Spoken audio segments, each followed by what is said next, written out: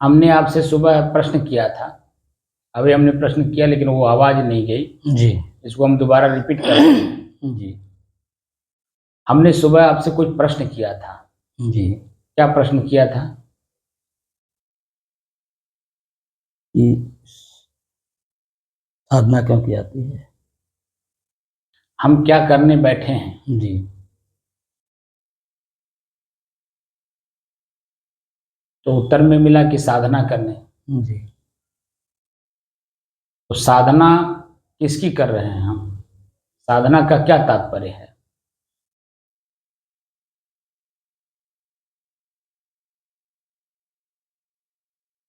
या साधना हम क्यों कर रहे हैं?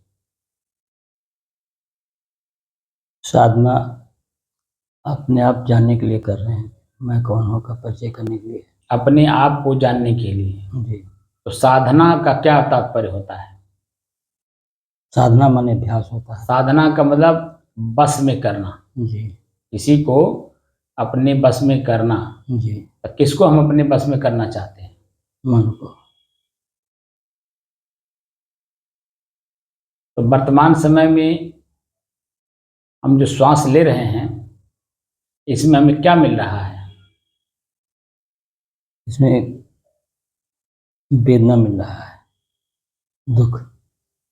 श्वास माने हवा, हवा में क्या मिला हुआ है? अग्नि तत्व मिला हुआ है। अग्नि तत्व मिला। तो उस अग्नि तत्व के द्वारा हमें क्या मिल रहा है? वेदना, संवेदना, सुख या दुख? वेदना मिला, दुख मिल, वेदना माने दुख मिल रहा है। उस दुख के आधार पर हमें क्या महसूस हो रहा है? क्या हमारा मन हमारे व्याकुल हो रहा है। हमारा मन हमारे बस में है? उस मन को बस में करने के लिए बैठे तो आप साधना करने यानी मन को बस में करने बैठे हैं। जी। लेकिन क्या मन बस में है वर्तमान में?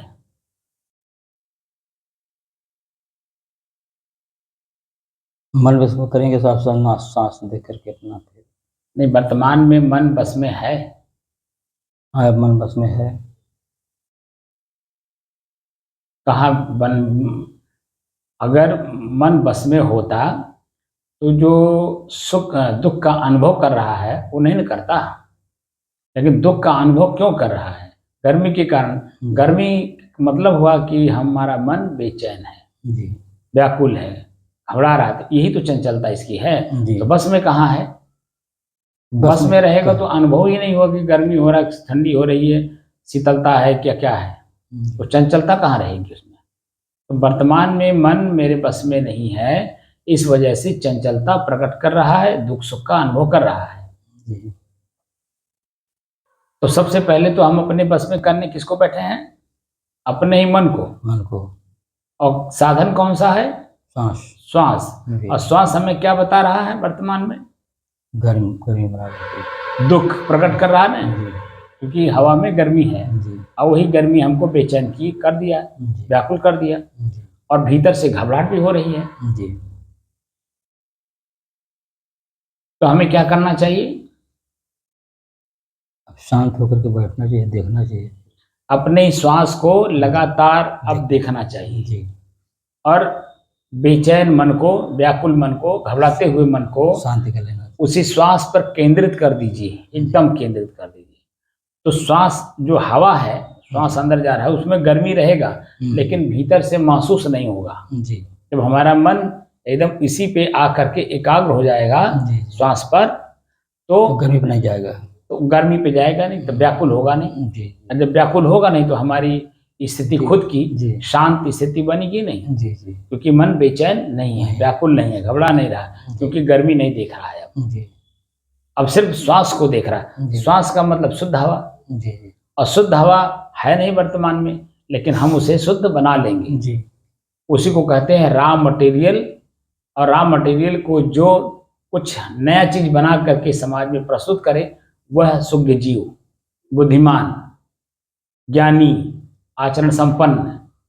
क्योंकि रॉ मटेरियल को लेकर के वो कुछ ऐसा चीज प्रस्तुत कर रहा है जिससे कि अपना ही मन गदगद हो रहा है और देखने वाले का मन भी गदगद हो रहा है, प्रसन्न हो रहा है, आनंदित हो रहा है, आकर्षणीय है, लोग जो है उसे चाहते हैं।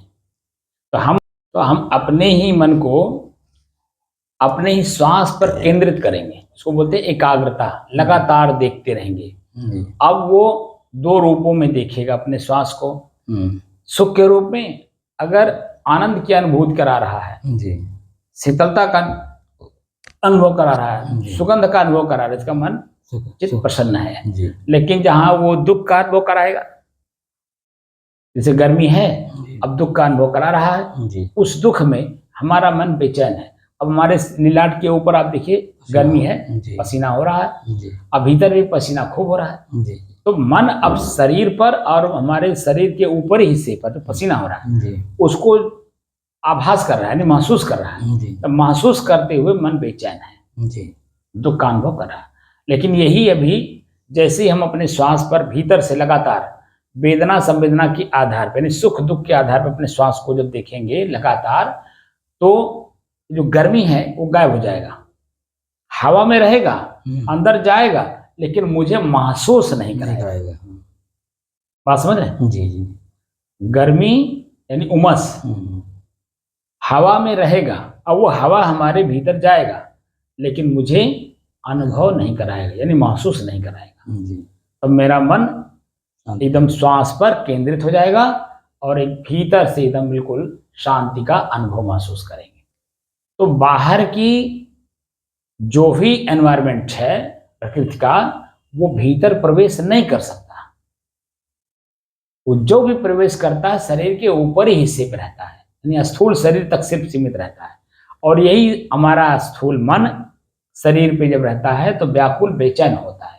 लेकिन यही हमारा स्थूल मन जब सूक्ष्म हो जाता है तो बेचैनी, व्याकुलता, घबराहट जो कुछ भी है वो समाप्त हो जाता है, भीतर से एकदम शांति का अनुभव करता है, महसूस होता है। क्योंकि बेचैनी नहीं है, व्याकुलता नहीं है, क्योंकि बाहर का जो गर्मी है, उमस है, वो हमें अनुभव नहीं हो रहा, यानी हमें खुद भीतर से महसूस नहीं हो रहा।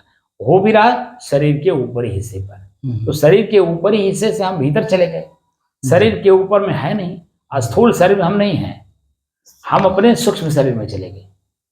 तो सूक्ष्म शरीर में जब जाएंगे वहां मन चित्त बुद्धि क्रिया, तो क्रिया ऊपर से हो रही है, वो तो अनुभव होगा, लेकिन मन हमारा बार बार उस पर नहीं जाएगा, चित्त उस पर अनुसंधान नहीं करेगा। तो चित्त मन यानी चित्त व्याकुल नहीं होगा, तो हमारी बुद्धि अपनी जगह पे स्थिर होगी और भीतर से हमें फील होगा, अनुभव होगा या महसूस होगा कि बिल्कुल हम शांत हैं। तो उस शांति को जो हम जब देखेंगे और देख करके, जान करके, समझ करके प्रयोग करते हुए आगे बढ़ेंगे, तो हमारी स्थिति जो भीतर की होगी बिल्कुल एकदम नॉर्मल, सामान्य, इसको सहज कहते हैं। तो एकदम बिल्कुल सामान्य रहेगा, सहज रहेगा, क्योंकि अब मन जो है शरीर के ऊपरी हिस्से से भीतर चला गया। जैसे तूफान जब आता है तो घर के मकान के बाहर हम लोग रहते हैं तो बहुत पीड़ा होती है, गर्मी है उसमें भी, बरसात हो रहा है उसमें भी, किसी भी विषम परिस्थिति में हम घर के बाहर हैं तो हमें कष्ट महसूस होता है, हम भयभीत होते हैं, परेशान होते हैं, दुखी होते हैं। लेकिन अपने घर के अंदर में हम घुस गए तो, घर हमारा झोपड़ी ही क्यों ना हो या महल ही क्यों ना हो, लेकिन जैसे ही हम अपने घर में प्रवेश करें तो वहां बाहर की जो स्थिति है उससे हमारा मन एकदम शांत हो जाता है, ना घबराता है, ना ही भयभीत होता है, ना ही किसी प्रकार का चंचलता प्रकट करता है, कुछ करता है, क्योंकि हम अपने रिलैक्स हो जाते हैं, घर में अंदर पहुंच गए। तो ये जो हमारा शरीर है, शरीर के उस ऊपरी हिस्से में भय होता है, लेकिन शरीर के भीतर जब हम सूक्ष्म शरीर में चले जाते हैं तो बाहर का भय एकदम समाप्त हो जाता है।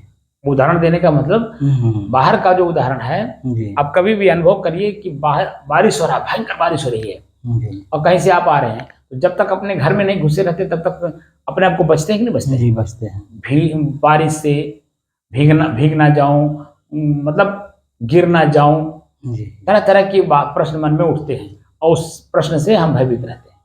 लेकिन जैसे ही मकान के अंदर गए, भले वो हमारी झोपड़ी क्यों ना, फूस की, टीन सेट हो, खपड़ैल हो, कोई भी मकान हो, हम जैसे अपने घर के अंदर में जाते हैं वैसे जब भीतर से हम रिलैक्स होते हैं जी क्योंकि चंचलता प्रकट नहीं हो रहा, क्योंकि बाहर की चीजें बाहर रह गई, अब हमारे शरीर।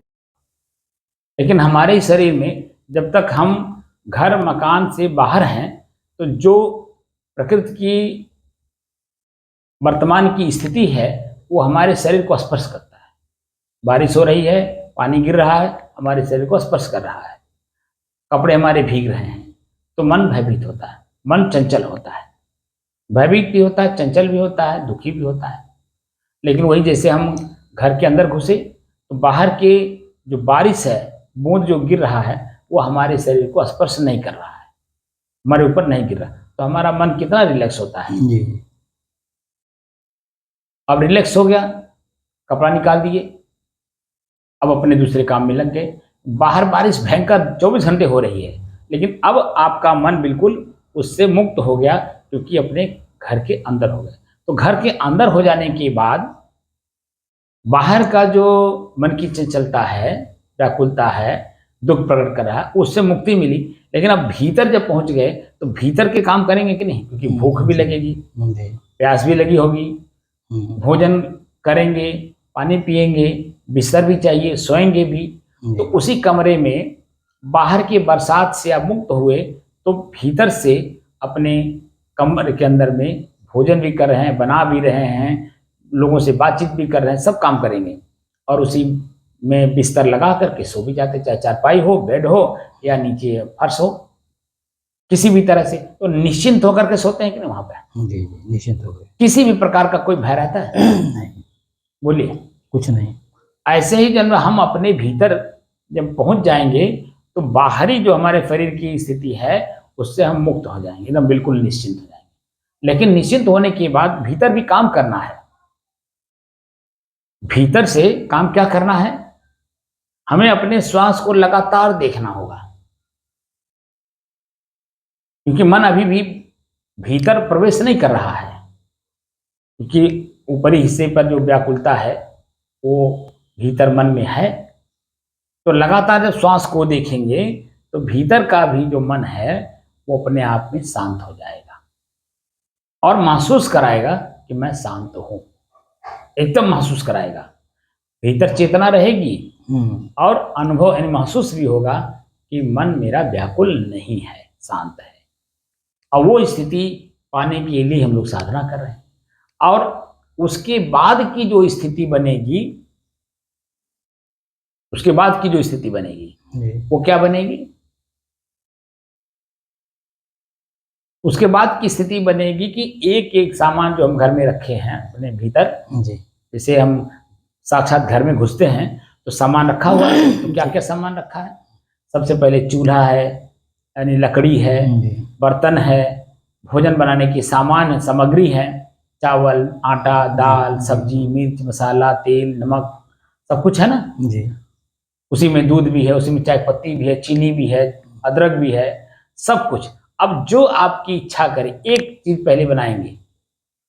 पहले या तो चाय बनाएंगे, क्योंकि बाहर भीग करके आए हैं तो उससे हल्का सा ठंडी महसूस हो रही है, तो चाय बनाएंगे। तो चाय बनाने के लिए आप चूल्हा जलाएंगे, चाहे गैस हो चाहे लकड़ी का हो। तो पहले चूल्हा जलाएंगे, उसमें बर्तन रखेंगे, पानी रखेंगे, चाय पत्ती डालेंगे, दूध डालेंगे, चीनी डालेंगे, अदरक डालेंगे, सब काम अपना करेंगे। पक करके तैयार हो गया, छानेंगे, पिएंगे, तो भीतर से जो ठंडी महसूस हो रही थी उससे आपको क्या मिलेगा? ऊर्जा मिलेगा। ऊर्जा मिलेगा और ठंडी से निजात मिलेगा, नहीं गर्मी महसूस जी जी। तो हमारी जो स्थिति भीगने की वजह से असामान्य हुई थी, यानी दुख प्रकट हो रहा था जी, वह चाय पीने से बिल्कुल रिलैक्स हो जाएगा। रिलैक्स होगा कि नहीं होगा? जी जी एकदम जी, हाँ रिलैक्स हो जाएगा, एकदम रिलैक्स हो जाएगा जी। तो भीतर से कोई चीज महसूस होगी ठंडी का? नहीं, एकदम रिलैक्स हो गए, सामान्य हो गए। चाय पी लिए, ठंडी गायब हो गई, सामान्य अपने को महसूस करेंगे जी। शरीर भी हल्का हो गया। जी जी। अब क्या करेंगे? अब आप भोजन बनाएंगे। तो भोजन बनाते समय हर चीज का ध्यान रखते हैं कि नहीं जी। आप भोजन बन के जब तैयार हो जाता है, थाली में परोसते हैं, बाकायदी जो हमारी सिस्टम है जी, अध्यात्म की दृष्टि से जी। थाली में परोसना, चौका दे करके बैठना, पलथी मार के बैठना, जी जी फिर उसको भगवान को अर्पित करना, ईश्वर को अर्पित करना। जी 5 कवर जो है, 5 कवर की 7 कवर अपने भोजन से पहले निकाला जाता है, जी निकाल करके तब भोजन किया जाता है। ऐसा प्रावधान हमारे यहाँ जी जो सीख दी जाती है, ताकि जो है जो अन्य जीव जंतु हैं जी उनको भी कुछ मिल जाए। जी आप अकेले ना खाइए, इसलिए 7 कवर भोजन पहले निकाल के रख दिया जाता है। जी फिर उसके बाद आप ग्रहण करिए, और जब ग्रहण करेंगे तो मन एकदम गदगद रहता है, अब पेट हमारा पूरा एकदम संपन्न हो जाता है, अपने आप में भर जाता है। उसको फिर क्या किया जाएगा?